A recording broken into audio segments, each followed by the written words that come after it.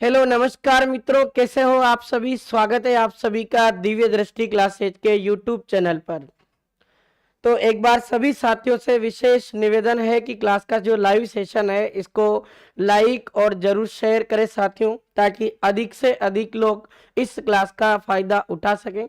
साथियों, आप सभी के लिए एक बेहतरीन सूचना आज मैं लेकर आया हूं और राजस्थान कला और संस्कृति में 3000 प्लस एमसीक्यू सीरीज में पहला टॉपिक राजस्थान के लोकगीत। इसमें आज अपनी मित्रों 6 नंबर की जो क्लास है वो हम संचालित कर रहे हैं, जो आज इस टॉपिक की अंतिम क्लास होगी। इस टॉपिक के बाद मित्रों मैं आप सभी के साथ बात करने वाला हूं एक बेहतरीन टॉपिक की, जो हम पढ़ेंगे सेकंड टॉपिक राजस्थान के लोक नृत्य। तो वो चर्चा करेंगे परसों से मित्रों, क्योंकि कल मैं आप सभी को बता दूं कि कल मेरी ये जो 7:15 वाली क्लास है ये नहीं हो पाएगी, क्योंकि इस क्लास की बजाय कल रात्रि में 8 बजे मैं सभी मित्रों के साथ मिलने वाला हूं बीएसटीसी 2024 वाले विद्यार्थियों के साथ। साथियों, ये क्लास ऐसी होगी कल वाली कि आप सभी भी उस क्लास का लाइव सेशन अटेंड कर सकते हैं, और वो ऐसी क्लास है मित्रों जिसमें राजस्थान जी के यानी Rajasthan geography, history, culture, polity, economic survey सभी की वहां हम कल चर्चा करेंगे।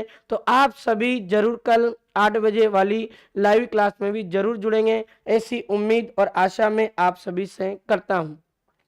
साथियों, शुरुआत करें उससे पहले एक बार आप सभी अपनी क्लास को अपना समझकर जरूर शेयर कीजिए मित्रों, क्योंकि आप अगर लाइव सेशन में ज्यादा मित्रों को जोड़ पाओगे तो मेरा कॉन्फिडेंस दुगना होता जाएगा और मैं आप सभी को अधिक से अधिक जो महत्वपूर्ण प्रश्न है उन सभी प्रश्नों को आसानी से सोल्व करवा पाऊंगा। जी हाँ मित्रों, आज हम शुरुआत करने वाले हैं राजस्थान कला और संस्कृति के 3000 प्लस एमसीक्यू सीरीज में राजस्थान के लोकगीत में एपिसोड नंबर 6 की।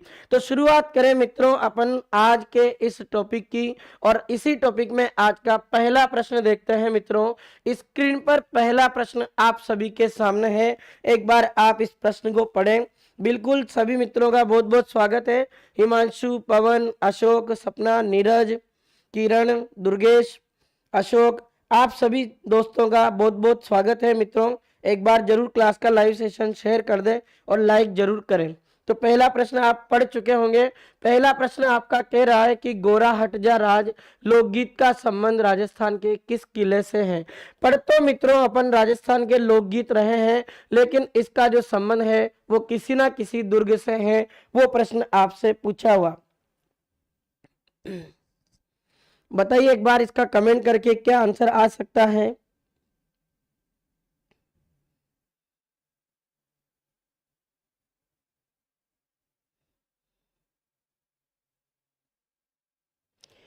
ऑप्शन पढ़े एक बार। भरतपुर है, कुंभलगढ़ है, सवाई माधोपुर है, एक ऑप्शन आपका करौली है।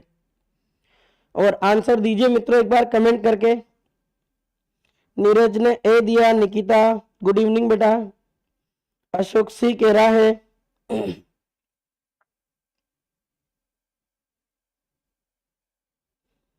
नंदिनी राठौर का ए है, स्वागत है बेटा,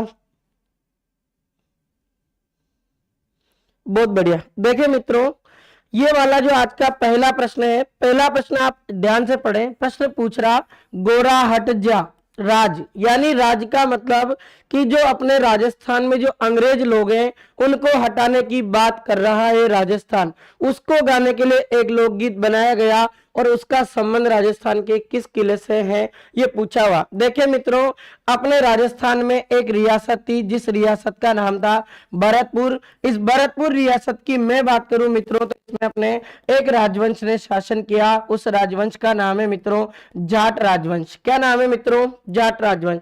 अगर मैं बात करूं मित्रों इसी जाट राजवंश की, तो यहां से एक प्रश्न एग्जाम में जो आपसे पूछा जाता, इनकी कुल देवी कौन है भरतपुर के जाट राजवंश की, तो तो भरतपुर के जाट राजवंश की कुलदेवी पूछा जाए तो इनकी कुलदेवी का नाम है मित्रों राजेश्वरी माता। अगर मैं राजेश्वरी माता की बात करूं मित्रों की इनका मंदिर अपने राजस्थान में कहां स्थित है, तो राजेश्वरी माता का मंदिर राजस्थान में एक दुर्ग में स्थित है। उस दुर्ग का नाम है मित्रों लोहागढ़ दुर्ग। इस लोहागढ़ दुर्ग की मैं बात करूं मित्रों तो ये लोहागढ़ दुर्ग अपने राजस्थान में कहां स्थित है, भरतपुर में। अगर मैं बात करूं मित्रों की जाट राजवंश में अगर आपसे प्रश्न पूछा जाए कि इनके कुल देवता कौन है, तो इनके कुल देवता जो पूछे जाए तो आप ध्यान रखिएगा मित्रों लक्ष्मण जी। कौन है मित्रों? लक्ष्मण जी। और एक और मैं बात करूं मित्रों बहुत ही प्यारा प्रश्न है, आपसे पूछा जाएगा कि राजस्थान में एकमात्र लक्ष्मण जी का मंदिर कहां स्थित है, तो आप ध्यान रखिएगा मित्रों राजस्थान में लक्ष्मण जी का एकमात्र मंदिर स्थित है जो भरतपुर जिले में है। मित्रों ये वाला जो प्रश्न इसने पूछा है, इसका प्रश्न पूछ रहा कि लोकगीत का संबंध किस किले से है, इस प्रश्न का जो सही उत्तर होगा वो तो भरतपुर है। अब भरतपुर का जो किला है मित्रों इसको लोहागढ़ दुर्ग के नाम से जाना जाता है। अब मैं इस लोहागढ़ दुर्ग की बात करूं मित्रों की इसे लोहागढ़ दुर्ग क्यों कहा जाता, ये ऐसा दुर्ग है मित्रों लोहागढ़ दुर्ग जिसको किसी भी व्यक्ति द्वारा नहीं जीता गया और जिस व्यक्ति को कोई नहीं जीत सके ऐसे व्यक्ति को क्या कहते हैं? अजय। तो ऐसे किले को जो कोई भी फतेह नहीं कर पाया इसलिए अपने भरतपुर के किले या लोहागढ़ दुर्ग को अजय दुर्ग के नाम से भी जाना जाता है। जी हाँ मित्रों, ये आपसे पूछा जाए कि लोहागढ़ जो दुर्ग है इसका निर्माण कब हुआ था, तो इसका निर्माण 1773 ईस्वी में हुआ था और भरतपुर के एक प्रतापी शासक रहे मित्रों जिनका नाम है सूरजमल जाट। तो सूरजमल जाट द्वारा 1773 ईस्वी में एक दुर्ग का निर्माण करवाया गया। उस दुर्ग का नाम है लोहागढ़ दुर्ग जो अपने भरतपुर में स्थित है। इसकी मैं बात करूं मित्रों इस दुर्ग की क्या विशेषता है थोड़ा सा अपन देख ले हैं। तो आप लोगों से अगर पूछा जाए कि लोहागढ़ दुर्ग के बारे में आपसे पूछा जा रहा, देखें मित्रों इसके और भी प्रश्न आपसे यहां पूछे जा सकते हैं। मित्रों पहला प्रश्न यहां से पूछा जा सकता है कि राजस्थान का ऐसा किला बताइए जिसको राजस्थान में अजय दुर्ग के नाम से जाना जाता है। अब मैं आपके सामने एक बहुत ही अच्छे प्रश्न की बात करने वाला हूं मित्रों। एक कोई अंग्रेज अधिकारी था मित्रों, उसका नाम था लॉर्ड लेक। इस लॉर्ड लेक के बारे में ऐसा कहा जाता कि इस लॉर्ड लेक ने अपने लोहागढ़ दुर्ग यानी भरतपुर पर 5 बार आक्रमण किया था और 5 आक्रमण में ये लॉर्ड लेक जो अंग्रेज था ये असफल हुआ। जब ये व्यक्ति असफल हुआ इस किले को नहीं जीत पाया तो इसने अपने राजस्थान में इस किले को क्या नाम दिया? अजय दुर्ग। क्या नाम दिया? अजय दुर्ग। अब देखें आप ये जो अपने अजय दुर्ग है मित्रों, अजय दुर्ग की मैं बात करूं कि आपके जो अजय दुर्ग ये पूछ रहा है इसमें एक अष्टधातु का दरवाजा स्थित है। अष्टधातु का जो दरवाजा है अपने वो भरतपुर में एक शासक थे जिनका नाम था जवाहर सिंह। अब ये अष्टधातु का जो दरवाजा है इसको भरतपुर के शासक जवाहर सिंह द्वारा दिल्ली से लाया गया था। तो अष्टधातु का दरवाजा पूछा जाए तो भरतपुर में कौन लेकर आया? जवाहर सिंह। भरतपुर के कौन से किले में स्थापित करवाया? लोहागढ़। एक और प्रश्न यहाँ से मित्रों आपसे पूछा जा सकता कि राजस्थान का जो एकीकरण अपने 7 चरणों में हुआ उसमें पहला जो चरण था मित्रों उसका नाम था मत्स्य संघ। क्या नाम था? मत्स्य संघ। आप सभी को पता है कि राजस्थान एकीकरण में जो अपने 7 चरण हुए उन 7 चरणों में पहला चरण है मत्स्य संघ जिसका नामकरण एक व्यक्ति की सिफारिश पर रखा गया था और वो व्यक्ति थे कन्हैया लाल माणिक्य लाल मुंशी जिनको अपन शॉर्ट में कह सकते हैं के एम मुंशी। आपसे प्रश्न पूछा जाएगा कि जो राजस्थान एकीकरण है इस एकीकरण का जो पहला चरण है मत्स्य संघ इसका उद्घाटन राजस्थान के किस दुर्ग में हुआ था? तो मित्रों आप याद रखें उस किले का नाम क्या है? लोहागढ़ दुर्ग। तो इस तरीके से अपना पहला प्रश्न हुआ। आगे चलते हैं मित्रों अपन और देखते हैं, देखें आगे। बिल्कुल भरतपुर दुर्ग के लिए कहावत है कि 8 फिरंगी 9 गोरा लड़े। 8 यानी अंग्रेज है और 9 गोरा लड़े और 2 जाट का छोरा। बहुत बढ़िया नीरज भाई, वेरी गुड। यही जो कहावत है अपने भरतपुर के लोहागढ़ दुर्ग से रिलेटेड है। बहुत बढ़िया। आगे चलते हैं, देखें अगला प्रश्न देखते हैं। अगले प्रश्न की मैं बात करूं मित्रों, आपको एक प्रश्न पूछा है कि राजस्थान में अपने एक कोई जो ये है लाखों फुलानी, एक गीत का नाम है।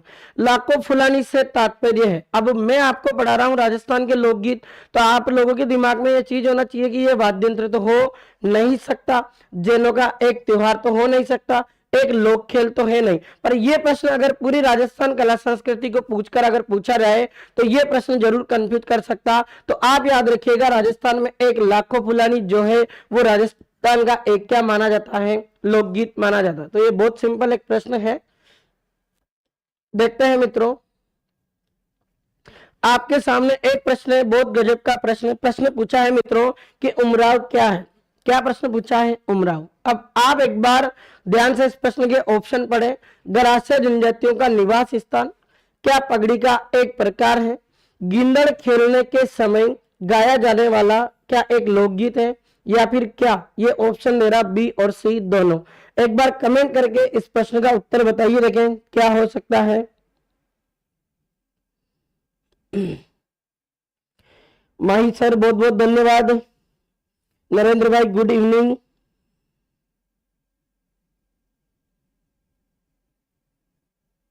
राकेश भाई थैंक यू। सोनू भाई बहुत बढ़िया।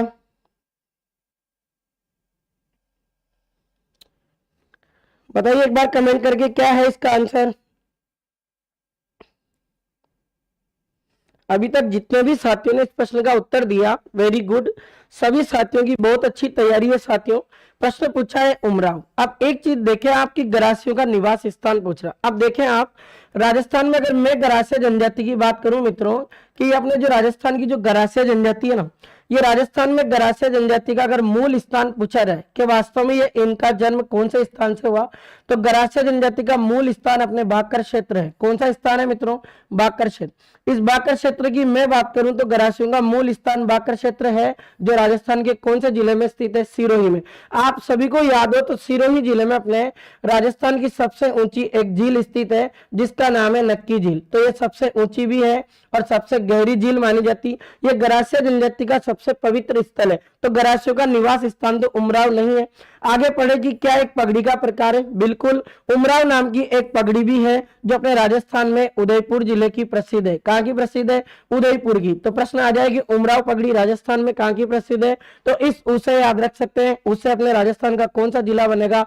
उदयपुर। उसके बाद ये कह रहा कि गिंदड़ खेलने के समय गाया जाने वाला लोकगीत। पहले इसको देखें आप सभी, एक बात ध्यान दें कि अपने राजस्थान में एक नृत्य होता है जिसका नाम है अपने गिंदड़ नृत्य। क्या नाम है मित्रों? गिंदड़। अब गिंदड़ जो नृत्य अपने राजस्थान में कहाँ का प्रसिद्ध है? मैं इस गिंदड़ नृत्य की बात करूं मित्रों तो शेखावाटी क्षेत्र का प्रसिद्ध है। कौन से एरिया का है? शेखावाटी। शेखावाटी क्षेत्र का तो प्रसिद्ध है, लेकिन इस गिंदड़ नृत्य को कब किया जाता? तो इसको होली के अवसर पर किया जाता है मित्रों। और गिंदड़ नृत्य की एक खासियत है कि इसमें केवल पुरुष ही भाग लेते हैं। कौन भाग लेते हैं? पुरुष। जब इसमें पुरुष ही भाग लेते हैं तो क्या होता है कि ये वाला ऐसा नृत्य है गिंदड़, जो शेखावाटी क्षेत्र में एक वृत्ताकार पथ बनाकर किया जाता है। अब इसमें क्या होता है कि वृत्ताकार पथ तो बना दिया, अब इस वृत्ताकार पथ में क्या होगा कि जितना भी ये वृत्ताकार पथ बना ना, इसके चारों तरफ पुरुषों को खड़ा कर दिया।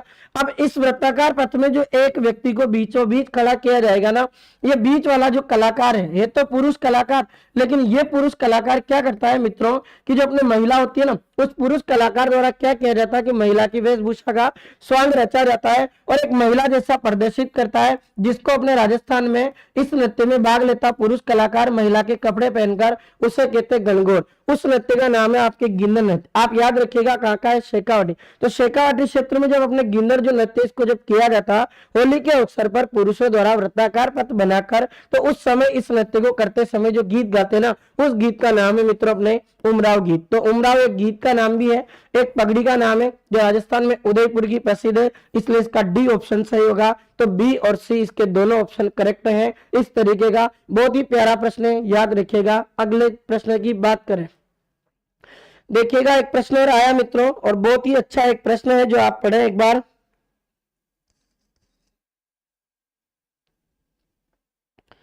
शानू प्रणाम।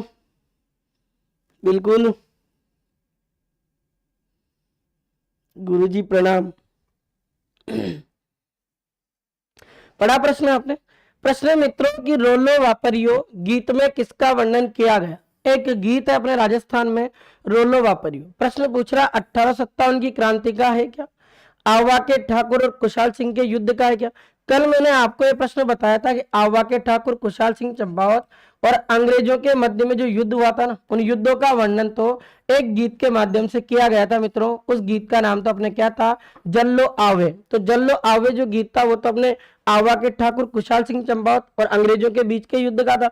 तो ये ऑप्शन तो इसमें नहीं हो सकता। 1857 की क्रांति इसमें सही नहीं है। आगे देखते हैं, अंग्रेजों की इसमें एक नीति है मित्रों, जो फूट डालो और राज करो। अब अंग्रेजों ने क्या किया कि अपने जो राजस्थान के राजा थे, उन राजस्थान के राजाओं को समझाया कि तुम देखो किसी के लिए लड़ो मत, हम आपके लिए लड़ने का काम करेंगे, आपके जितने भी विदेशी मामले हैं उन सभी विदेशी मामलों को हम देखेंगे, उसके बदले में आप एक काम करना कि हमारी जो सेना रहेगी उसको पैसा दे देना और हम आपके लिए कार्य करेंगे। अंग्रेजों ने क्या किया कि राजा जो थे उन राजाओं को अपनी तरफ खुश करने के लिए खुश कर लिया और उसके बाद में जो जनता थी उसका काफी शोषण किया। तो अंग्रेजों ने फूट डालो और राज किया, इस नीति के तहत अपने राजस्थान में एक गीत प्रसिद्ध हुआ मित्रों, जिसका नाम है अपने रोलो वापरियो। तो इसका सही ऑप्शन अपने सी होगा। जबकि ये कह रहा कि डूंगर जी जवाहर जी की वीरता, तो ये गीत नहीं हो सकता। इसका करेक्ट ऑप्शन क्या होगा, सी। देखें, आपका एक प्रश्न है मित्रों कि राजस्थान में लोक गीतों के संस्मरण को क्या कहा जाता है। यानी राजस्थान में जो भी अपने गीत गाए जाते हैं ना, इन गीतों को जो याद करने वाली जो बात है उसे क्या कहा जाता है, संस्मरण। अब आपसे पूछे हरजस क्या है, काफी बार मैं आपको पढ़ा चुका हूं कि राजस्थान में लोक देवता की आराधना में जो भी गीत गाते हैं ना उसे तो क्या कहते हो, हरजस। तो इस गीत का संबंध तो इससे नहीं है। फिर ये पूछ रहा चौबाली। अब आपका जो ये प्रश्न पूछा रहा है इसके ऑप्शन और चेक करते। चिरजा, आपको पता चिरजा क्या होता है। आपको याद है कि राजस्थान में जो भी अपने राजस्थान की लोक देवियां है ना, उन लोक देवियों की आराधना में जो गीत गाया जाता उस गीत को तो अपन कहते हैं चिरजा। क्या कहते हैं, चिरजा। तो ये भी नहीं हो सकता।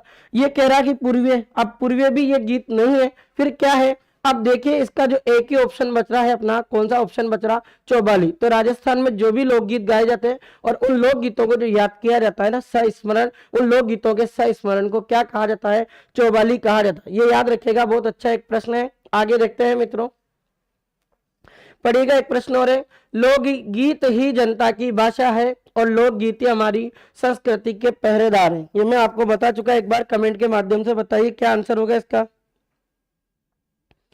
बहुत बढ़िया सपना, सत्य गुजर, हेलो भाई, नमस्कार। अच्छा, नरेंद्र भाई राजगढ़ जिले से, बहुत बढ़िया, धन्यवाद, स्वागत है नरेंद्र भाई आपका। नरेंद्र भाई कह रहे हैं कि बी आएगा, देखते हैं मित्र अभी क्या आता है इसमें। लोकगीत जनता की भाषा है, लोकगीत हमारी संस्कृति के पहरेदार है, किसका कथन है। अच्छा, पहले वाले का आंसर दे रहे होंगे।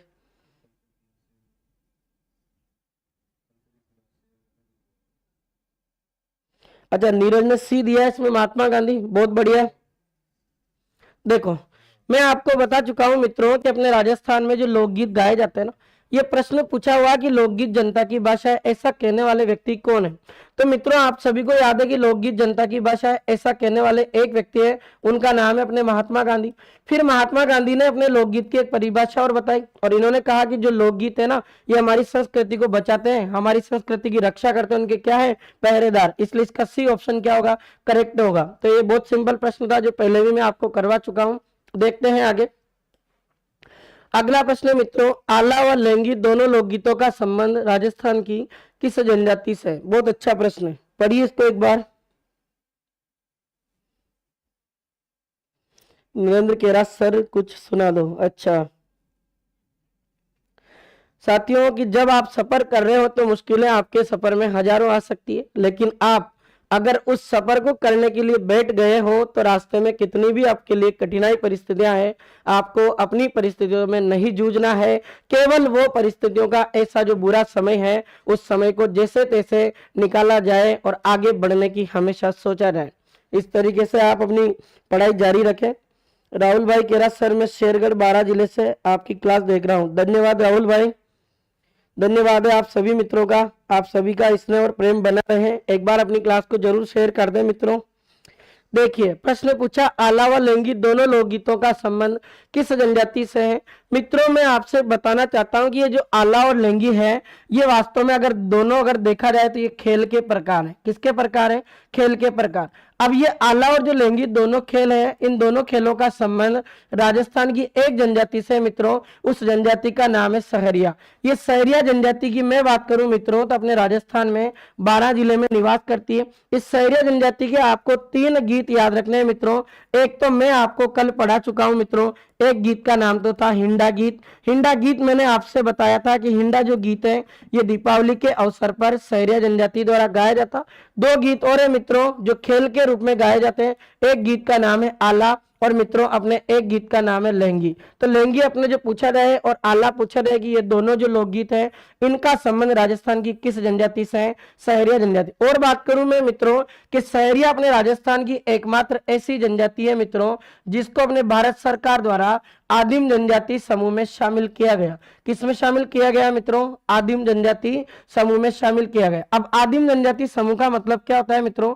आदिम का मतलब ऐसे होता है प्राचीन, कि राजस्थान की अभी भी सहरिया ऐसी जनजाति है जो अभी भी अपनी प्राचीन जो पारंपरिक जो उनका जो रहन सहन है, वातावरण है, उसी को एडॉप्ट करती है। ऐसी राजस्थान की जनजाति जिसका नाम सहरिया। तो राजस्थान की आदिम जनजाति समूह में शामिल होने वाली जनजाति भी कौन है? सहरिया, जो 12 में निवास करती है। आगे चले मित्रों, अगला प्रश्न है प्रसिद्ध कलाकार जिन्हें 2024 में पद्म अवार्ड से सम्मानित किया गया। बताइए एक बार, देखिए ऐसे कलाकार जिनको 2024 में पद्मश्री अवार्ड से सम्मानित किया गया। ये पढ़ा दिया मैंने, बताओ एक बार।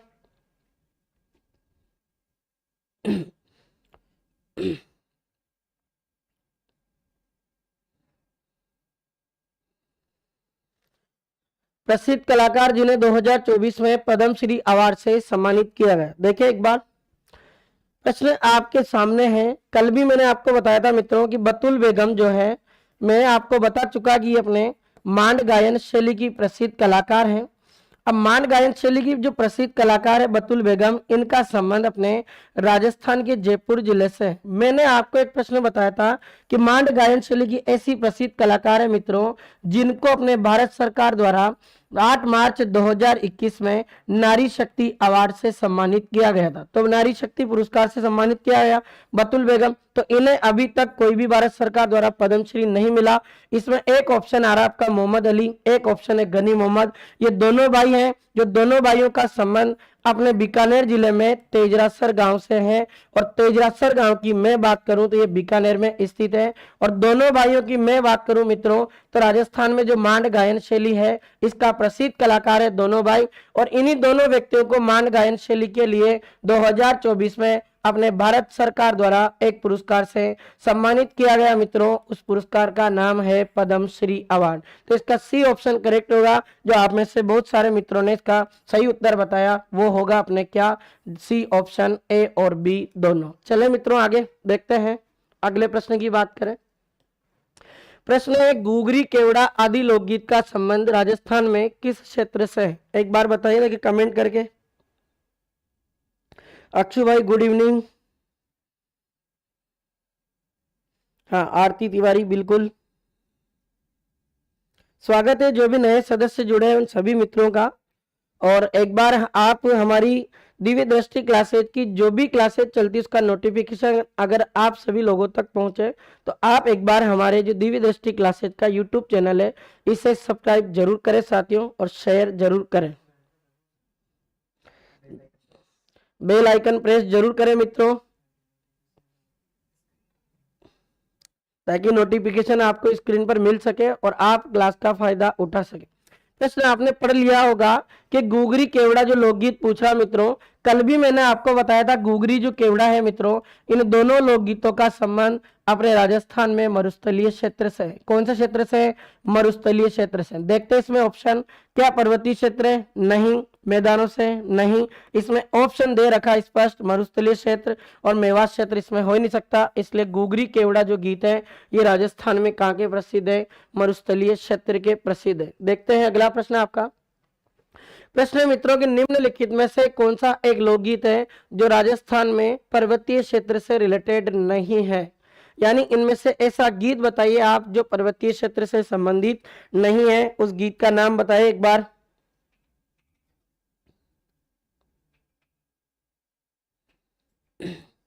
बताओ लगे, पटेलिया, कुर्जा, बिछियो, लालर, बताओ, मैंने पढ़ा दिया मित्रों, ये सबको आना चाहिए। बीरम कह रहा कि ए आएगा इसमें, चल देखते हैं। आरती का ए आया। रवि कह रहा सर क्लास मेरे पास क्लास लेट आती है। तो भाई आप सब्सक्राइब करें हमारे दिव्य दृष्टि क्लासेस चैनल को, जब भी क्लास स्टार्ट होगी आपके तक नोटिफिकेशन पहुंच जाएगा। इसीलिए कह रहा हूं कि मित्रों अपने जो दिव्य दृष्टि क्लासेज है उसका जो अपने सब्सक्राइब वाला जो बटन है वो जरूर सब्सक्राइब करें ताकि आपके पास सूचना पहुंच जाए। बहुत बढ़िया, नीरज ने इसका ऑप्शन बी दिया है, कुर्जा। बहुत बढ़िया, मोनू मीना कह रहा बी आएगा। अक्षु कह रहा बी, सोनू कह रहा कुर्जा। हमारा भवन मिला दियो, बिल्कुल मिला देंगे मित्र। देखते हैं निम्नलिखित में से कौन सा गीत पर्वतीय क्षेत्र से। मित्रों इसका जो ऑप्शन है अपने कुर्जा, कुर्जा की मैं बात करूं तो मित्रों अपने राजस्थान में ये मरु प्रदेश का है, जबकि मरु प्रदेश में कोई आता है क्या पर्वत, नहीं आता। तो इसलिए अपने कुर्जा जो ऐसा गीत है जिसका संबंध अपने पर्वतीय क्षेत्र से नहीं है। बिल्कुल जितने भी ऑप्शन इसमें लिखे, पटेलिया, एक ऑप्शन बिछिया, एक है लालर, ये तीनों जो गीत है इनका संबंध किस क्षेत्र से है, पर्वतीय। तो इसका सी ऑप्शन हो जाएगा करेक्ट। चलते हैं अगले प्रश्न पर। साथियों मैं आपके सामने एक ऐसी वस्तु को लेकर आया हूं मित्रों जो आपके लिए उपयोगी हो सकती है। यदि मित्रों आप सभी ने 2023 के अंतर्गत एलडीसी भर्ती का फॉर्म अप्लाई किया है तो आप इस भर्ती को कैसे तैयारी करें, उसकी तैयारी के लिए हमारे दिव्य दृष्टि क्लासेज द्वारा एक ऐप पर कोर्स लॉन्च किया गया मित्रों। और ये ऐसा कोर्स है मित्रों जो केवल 1999 रुपए में आप सभी को उपलब्ध है। इसकी सबसे बड़ी बात यह है मित्रों कि इसमें जो अपने एलडीसी है 2 पेपर होते हैं, पहला और दूसरा। एक पेपर राजस्थान जीके से रिलेटेड होता और दूसरे में मैथ्स वगैरह ये पूछी जाती। एक पेपर में आपकी लैंग्वेज पूछी जाती जो हिंदी और इंग्लिश है। इन दोनों पेपर की तैयारी आप लाइव क्लास के माध्यम से कर सकते हैं। और केवल मित्रों इसकी सबसे बड़ी बात यह है कि ये वाला जो कोर्स है केवल 600 घंटे कक्षाएं इसमें उपलब्ध है, जिसके माध्यम से आप 2023 की एलडीसी जो भर्ती है इसको फतेह कर सकते हैं और राजस्थान सरकार में एक गवर्नमेंट कर्मचारी का नाम लिखा सकते हैं। ये हमारी टीम है मित्रों जिसके द्वारा इस कोर्स को लॉन्च किया गया है। तो आप सभी अगर आपका मन हो कि हमें एलडीसी भर्ती की तैयारी करना है तो इस कोर्स को जरूर खरीदें और आप सभी इस कोर्स को अन्य मित्रों तक भी शेयर करें ताकि वो लोग भी न्यूनतम फीस में अपनी जो स्टडी उसका फायदा उठा सके। आगे चले मित्रों, आपका प्रश्न आया है अगला। प्रश्न मित्रों की मोरिया थायरे थाई गीत का संबंध है, ऐसा गीत बताओ। मोरिया थायरे थायरे जो गीत है इसका संबंध है किस जनजाति से, गरासिया, कंजर, सहरिया, भील। बताओ एक बार। हाँ नीरज, कुर्जा का संबंध मरुस्थल से, बिल्कुल। पनीर भाई कह रहा कोर्स मत लेना, सेल्फ करो और साथ में 1 घंटा टाइपिंग भी करो। हाँ ये बात भी है मित्र, पर कभी कभी आप सभी मित्रों को अच्छी तरह पता है कि मंजिल अगर हमें प्राप्त करनी है तो उसके रास्ते तो ढूंढने पड़ते हैं। कोचिंग इंस्टीट्यूट आपको एक मार्ग जरूर प्रदान करता है, लेकिन स्टडी में जो वास्तव में रोल होता है वो सेल्फ स्टडी का होता है। पर कभी कभी क्या होता है कि मंजिल के रास्ते हम भटक नहीं जाए, उन मंजिल के रास्तों की जो दिशा दिखाने वाली जो वस्तु होती है वो कोचिंग होती है। इसलिए हमने एक कोर्स लॉन्च किया मित्रों। तो आप अपने सेल्फ स्टडी पर भी जारी रखें और टाइपिंग जरूर करें। सही बोला भाई ने। अच्छा, रवि कह रहा शहरी आएगा। विकास भाई राम राम। शिवानी कह रही है ए आएगा। अक्षु कह रहा ए आएगा। मोनू भी ए बता रहा। अनिल ए बता रहा। आरती का ए आया है। रिद्धि का ए आया है। देखते हैं क्या आता है। देखिए प्रश्न पूछा है मोरिया थायरे थायरे गीत का संबंध है। पहली बात तो मैं बात करूं मित्रों कि ये मोरिया जो थायरे थायरे गीत है इसका संबंध अपने विवाह से है।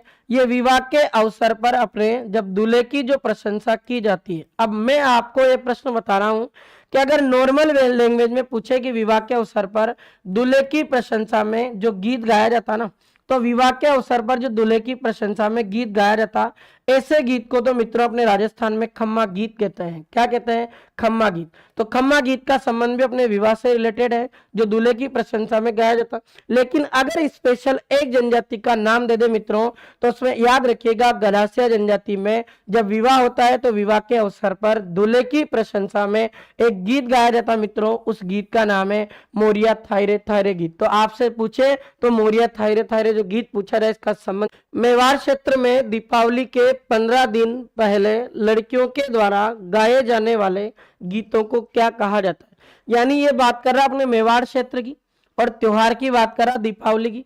उसमें जो 15 दिन पहले है वो लड़कियों के द्वारा अपने कोई गीत गाया जाता, उस गीत को क्या कहते हैं, ये पूछ रहा है। आप पहले इसके ऑप्शन पढ़ के आराम से अंदाज लगा के बता सकते हैं। एक ऑप्शन है इसमें लोहड़ी, एक ऑप्शन है इसमें हरणी गढ़लियो, और एक ऑप्शन आपका इसमें आया है माचर। मित्रों अगर ऐसा प्रश्न आ जाए आपके सामने कि मेवाड़ का ऐसा गीत बताइए जो दीपावली पर सामूहिक रूप से जो बच्चे होते हैं वो एक टोलियां बनाते हैं, और टोलियां बनाकर वो जो अपने गीत गाते हैं ना, उन गीतों को मेवाड़ क्षेत्र के अंतर्गत क्या कहा जाता है? लोहड़ी गीत कहा जाता है। तो याद रखिएगा ये प्रश्न था। अगला प्रश्न चेक कर लेते हैं। लोकगीतों को संस्कृति में सुखद संदेश ले जाने वाली कला किसने कहा?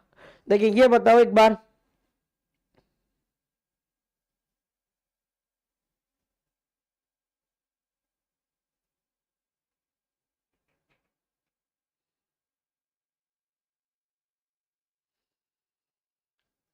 बहुत अच्छी बात है मित्रों, एक बार और शेयर कर दो। 31 मित्रों तक तो ये पहुंच गई है क्लास। थोड़ा और दम लगा दो यार मित्रों, कम से कम 50 तक तो पहुंचाओ ताकि मजा आ जाए। और मैं आपके लिए अभी एक खुशखबरी लेकर आया हूँ बहुत अच्छी, जो आपको अपनी कंपटीशन की तैयारी में बहुत हेल्प करेगी। अच्छा इसमें रवि का, अच्छा वो ए ऑप्शन दे रहे थे पहले वाला। अच्छा नीरज कह रहा रविंद्रनाथ टैगोर आएगा, बहुत बढ़िया भाई। सोनू का भी ए आया, इसमें नीरज का ए आया। दिलकुश ए कह रहा, आरती भी कह रही है नाइस। देखते हैं लोकगीतों को सुखद संस्कृति, ये अपने जो लोकगीत है इनको संस्कृति का सुखद संदेश ले जाने वाली कला किसने कहा? ये कला किसने कहा? तो ये ऐसा कहने वाला व्यक्ति कौन है? रविंद्रनाथ टैगोर। मैं बात करूं मित्रों तो आप सभी को याद है कि राजस्थान अपने भारत का जो अपने राष्ट्रगान है जनगण मन, ये भारत के जो राष्ट्रगान है जनगण मन, इसके जो रचयिता है वो कौन है? रविंद्रनाथ टैगोर।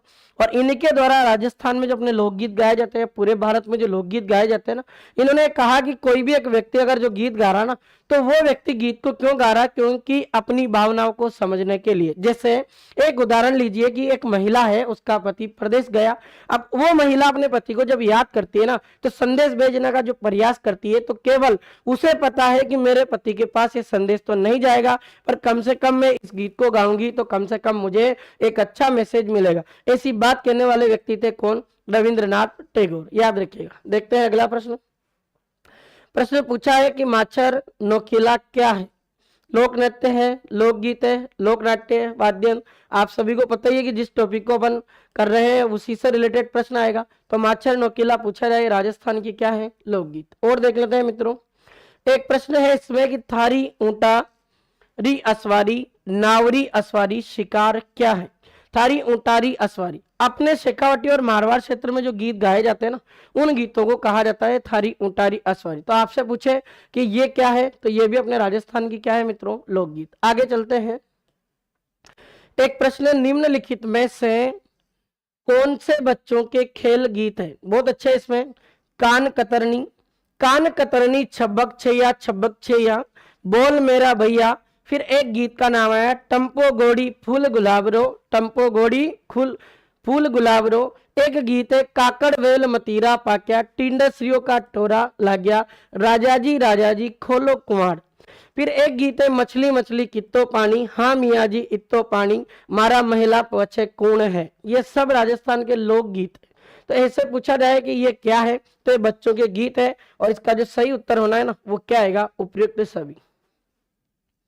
देखते हैं मित्रों, एक प्रश्न, निम्नलिखित में से कौन सा गीत विवाह के अवसर पर नहीं गाया जाता है? देखें आप, इसमें कमर कलेवा की बात करें तो कमर कलेवा क्या होता?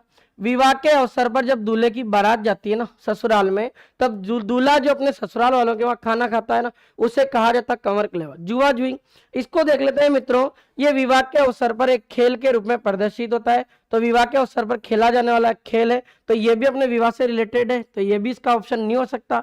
जीमनवार, ये अपने जब विवाह होता है उसके अवसर पर जो खाना दिया जाता, जीमनवार गीत किया जाता, तो ये भी इसका ऑप्शन नहीं हो सकता। इसमें एक ऑप्शन आ रहा पीपली, जो आपको याद है कि वर्षा ऋतु में और छोटी तीज पर गाया जाता और एक विरहणी गाती है, तो इसका सही उत्तर क्या होगा अपने, ये हो जाएगा। आज का अपना जो लास्ट प्रश्न है, अच्छा अपने प्रश्न आज के जो है वो पूरे हो गए। और मैं आप सभी को एक बात बताना चाहता हूं मित्रों, वो एड नहीं लगा सकते हो क्या, लगाओ देखिए एक बार बता दें मित्रों। एक खुशखबरी है आप सभी के लिए कि कल अपना रात्रि में 8 बजे BSTC के लिए एक एपिसोड आने वाला है, जो पिछली बार भी हम लेकर आए थे, तो आप नहीं चुके और कल रात में 8 बजे जुड़े। कल 7 बजे वाली क्लास नहीं हो पाएगी मित्रों, क्योंकि वो BSTC वाला जो सेशन है उसे कल हम लेंगे, तो वो क्लास देखें। आज के लिए आप सभी का बहुत बहुत धन्यवाद।